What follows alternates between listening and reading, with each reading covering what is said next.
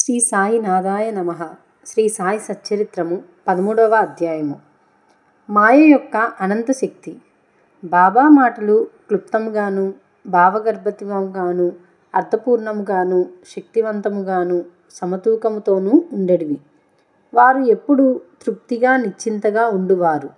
బాబా ఇట్లనిరి: నేను ఫకీరునైనప్పటికీ ఇల్లు, వాకిలి, భార్య, బిడ్డలు తదితర బాధర బందీలేవీ లేకుండా ఎక్కడికి కదలక ఒకచోట కూర్చుని ఉన్నప్పటికీ తప్పించుకోలేని మాయ నన్నును బాధించుచున్నది. నేను నన్ను మరిచినను ఆమెను మరవలేకున్నాను. ఎల్లప్పుడూ ఆమె నన్ను ఆవహించుచున్నది. హరి యొక్క ఆ ఆదిమాయ బ్రహ్మాదులనే చికాకు పరుచుచుండగా నా వంటి దుర్బలుడైన ఫకీరుననగానెంత? హరి ప్రసన్నుడైనప్పుడే ఆ మాయ నుండి తప్పించుకొనుట సాధ్యం. నిరంతర హరిభజనయే దానికి మార్గం. మాయాశక్తిని గూర్చి బాబా ఈ విధముగా పలికెను.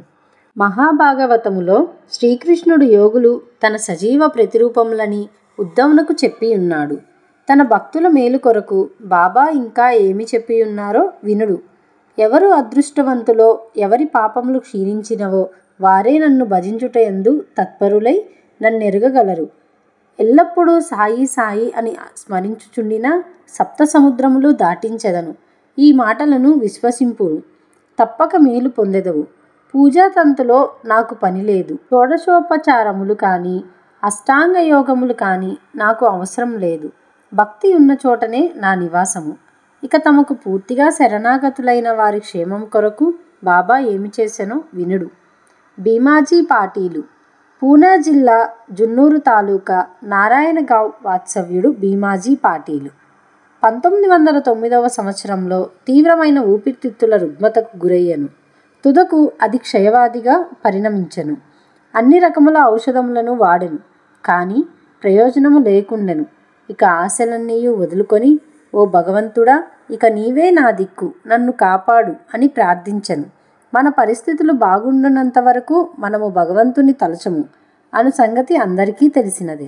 కష్టములు మనల్ని ఆవరించినప్పుడు మనము భగవంతుని జ్ఞప్తికి తెచ్చుకొనెదము. అట్లనే భీమాజీ కూడా భగవంతుని స్మరించెను. ఆ తరువాత తన అనారోగ్య విషయమై బాబా భక్తుడగు నానాసాహెబ్ చందోర్కర్తో సలహా చేయవలనని ఆలోచన కలిగెను.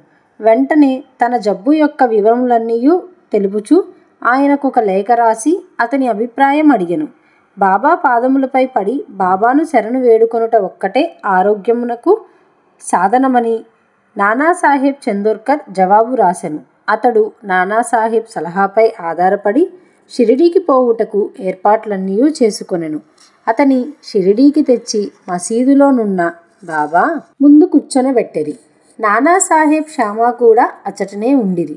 ఆ జబ్బు వాని గత జన్మలోని పాపకర్మల ఫలితమని, అతని విషయంలో తాను జోక్యము చేసుకొనదల్చట లేదని బాబా చెప్పెను. కానీ రోగి తనకు వేరే దిక్కు లేదనియు, అందుచే చివరకు వారి పాదముల ఆశ్రయించితినియు మొరపెట్టుకొని వారి కటాక్షమునకై వేడుకొనెను. అతని ప్రార్థనకు బాబా హృదయము కరిగెను. అప్పుడు బాబా అతనితో ఇట్లనిరి: ఊరడిల్లుము, నీ ఆతురతను పారుదోలుదును. నీ కష్టములు గట్టెక్కినవి. ఎంతటి పీడా బాధలున్నవారైనను ఎప్పుడైతే ఈ మసీదు మెట్లు ఎక్కుదురో వారి కష్టములన్నయూ నిష్క్రమించి సంతోషమునకు దారి తీయును. ఇచ్చట ఫకీరు మిక్కిలి దయార్థ హృదయుడు. వారి రోగమును తప్పక బాగు చేయును. ఈ ఫకీరు అందరినీ ప్రేమతో దయతోనూ కాపాడును. ప్రతి 5 నిమిషములకు రక్తము కక్కుచుండిన ఆ రోగి బాబా సముఖమున ఒక్కసారి అయినా రక్తము కక్కలేదు. బాబా వానిని దయతో కాపాడదనను అభయమిచ్చిన వెంటనే రోగము నయమగుట ప్రారంభించెను. వానిని భీమాబాయి ఇంటిలో బస చేయమని బాబా చెప్పెను. భీమాజీ వంటి రోగికి ఆ ఇల్లు అంత సదుపాయమైనది కానీ ఆరోగ్యకరమైనది కానీ కాదు. కానీ బాబా ఆజ్ఞ జవదాటరానిది. అతడు షిరిడీలో ఉండునప్పుడు బాబా అతనికి 2 స్వప్నానుభవములిచ్చి వాని రోగమును కుదిర్చెను. మొదటి స్వప్నంలో వాడొక పాఠశాల విద్యార్థిగా పద్యములు కంఠోపాఠము చేయకుండుటచే క్లాసు ఉపాధ్యాయుడు దెబ్బలు కొట్టినట్లు కనిపించెను. రెండవ స్వప్నంలో వాని ఛాతిపై పెద్ద బండను వేచి కిందకు మీదకు త్రోయుటచే మిక్కిలి బాధను అనుభవించెను. స్వప్నంలో పడిన ఈ బాధలతో వాని జబ్బు నయమై వాడు ఇంటికి పోయెను. ఆ తర్వాత అతడప్పుడప్పుడు షిరిడీకి వచ్చుచుండెను. బాబా తనకు చేసిన మేలును జ్ఞప్తియందుంచుకొని బాబా పాదములపై సాష్టాంగ నమస్కారములు చేయుచుండెను. బాబా తన భక్తుల వద్ద నుంచి ఏమీ కాంక్షించేటివారు కాదు.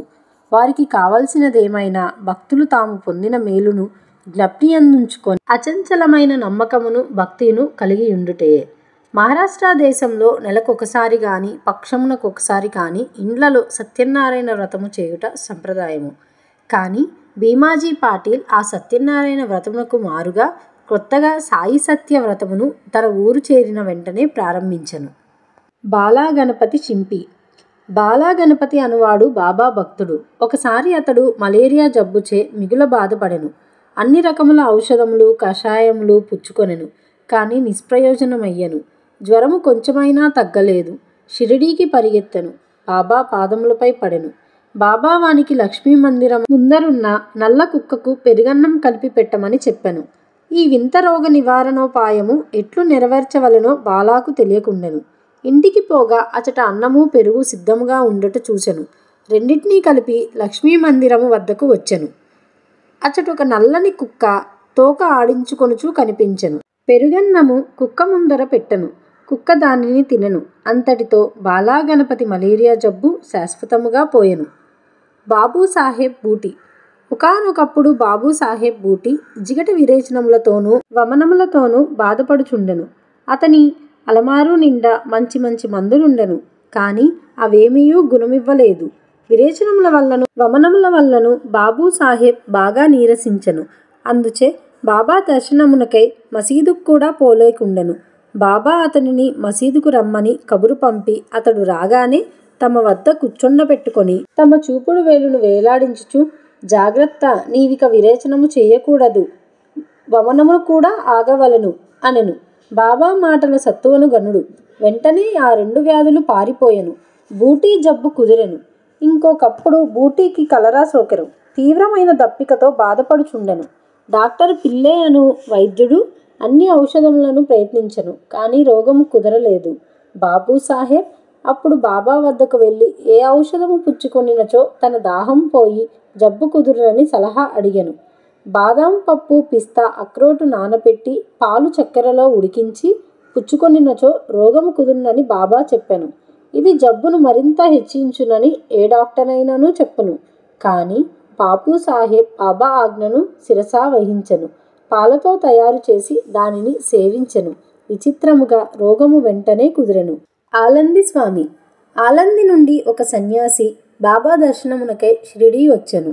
అతనికి చెవి పోటెక్కువగా ఉండి నిద్ర పట్టకుండెను. శస్త్రచికిత్స కూడా చేయించుకొనెను. కానీ వ్యాధి నయము కాలేదు. బాధ ఎక్కువగా ఉండెను. ఏమి చేయుటకు తోచకుండెను.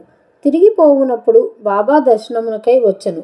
అతని చెవుపోటు తగ్గుటకేదైనా చేయమని శ్యామ ఆ సన్యాసి తరపున బాబాని వేడుకొనెను. బాబా అతనినిట్లు ఆశీర్వదించెను. అల్లా అచ్చా కరేగా.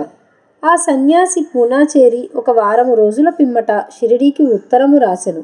ఆ ఉత్తరంలో తన చెవిపోటు తగ్గిననియు కానీ ఇంకనూ వాపు తగ్గలేదనియు రాసెను. వాపు పోగొట్టుకొనుటకై శస్త్రచికిత్స చేసుకోవాలనని బొంబాయి వెళ్ళెను. డాక్టర్లు చెవి పరీక్ష చేసి శస్త్రచికిత్స అవసరం లేదని చెప్పిరి. బాబా వాక్కుకున్న శక్తి అంత అద్భుతమైనది. కాకా మహాజని. కాకా మహాజని అను ఇంకొక భక్తుడు కలడు. అతడు నీళ్ల విరేచనములతో బాధపడుచుండెను. బాబా సేవకు ఆటంకము లేకుండునట్లు ఒక చెంబు నిండా నీళ్లు పోసుకొని దానిని మసీదులో ఒక మూల పెట్టుకొనెను. అవసరం వచ్చినప్పుడల్లా పోవుచుండెను. సర్వజ్ఞుడైన బాబాతో ఏమీయూ చెప్పనక్కర్లేదనియు బాబాయే త్వరలో తనకు స్వస్థత చేకూర్చుననియు కాకా నమ్మెను. మసీదు ముందర రాళ్ళు తాపన చేయుటకు బాబా సమ్మతించెను. కావున పని ప్రారంభమయ్యెను. వెంటనే బాబా కోపోద్దీపుడై బిగ్గరగా నడిచెను. అందరూ పరిగెత్తి పారిపోయిరి. కాకా కూడా పరుగిడ మొదలిడెను. కానీ బాబా అతనిని పట్టుకొని అచట కూర్చుండబెట్టెను. ఈ సందడిలో ఎవరో వేరుశనగ పప్పుతో చిన్న సంచిని అచట విడిచి పారిపోయిరి. బాబా ఒక పిడికెడు శనగపప్పు తీసి చేతులతో నలిపి పొట్టుని ఊదివేచి శుభ్రమైన పప్పును కాకాకిచ్చి తినమనెను. తిట్టుట, శుభ్రపరచుట, తినుట ఒకేసారి జరుగుచుండెను. బాబా కొంత పప్పును తినెను. సంచి ఉత్తది కాగానే నీళ్లు తీసుకొని రమ్మని బాబా కాకాను ఆజ్ఞాపించెను. కాకా కుండతో నీళ్లు తెచ్చెను. బాబా కొన్ని నీళ్లు త్రాగి కాకాను కూడా తాగమనెను. అప్పుడు బాబా ఇట్లనెను, నీ నీళ్ల విరేచనములు ఆగిపోయినవి. ఇప్పుడు నీవు రాళ్ళు తాపన చేయు పనిని చూచుకొనవచ్చును. అంతలో పారిపోయిన వారందరూ తిరిగి మసీదు చేరిరి. పని ప్రారంభింపబడెను. విరేచనములు ఆగిపోవుటచే కాకా కూడా వారితో కలిసెను. నీళ్ల విరేచనములకు వేరుశనగ పప్పు ఔషధమా? వైద్యశాస్త్ర ప్రకారం వేరుశనగ పప్పు విరోచనములను హెచ్చించును గాని తగ్గించలేదు.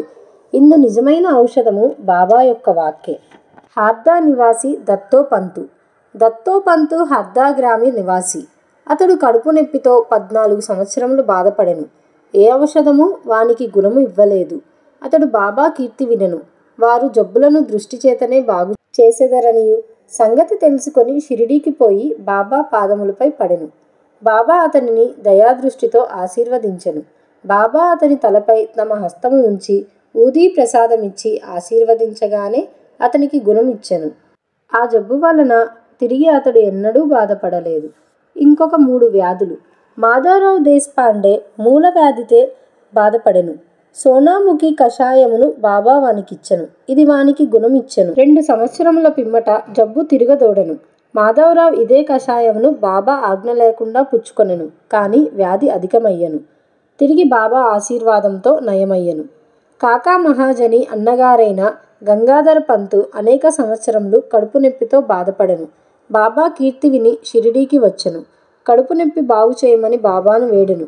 బాబా వాని కడుపును తమ హస్తంతో స్పృశించి భగవంతుడే బాగు చేయగలడెను. అప్పటి నుంచి అతని కడుపు నొప్పి తగ్గి వ్యాధి పూర్తిగా నయమయ్యెను. ఒకప్పుడు నానాసాహెబ్ చందోర్కర్ కడుపు నొప్పితో మిగుల బాధపడెను. ఒకనాడు రాత్రింబవళ్ళు ఆ బాధతో సతమతమయ్యెను. డాక్టర్లు మందులు ఇంజెక్షన్లు ఇచ్చిరి. కానీ అవి ఫలించలేదు. అప్పుడతను బాబా వద్దకు వచ్చెను. బాబా ఆశీర్వదించెను. వెంటనే అతని జబ్బు పూర్తిగా తొలగిపోయెను. ఈ కథలన్నీయు నిరూపించినదేమన? అన్ని వ్యాధులు బాగగుట అసలైన ఔషధము బాబా యొక్క వాక్కు ఆశీర్వాదములు మాత్రమే కాని ఔషధములు కాదు. 13వ అధ్యాయం సంపూర్ణం. సద్గురు శ్రీ సాయినాథార్పణమస్తు.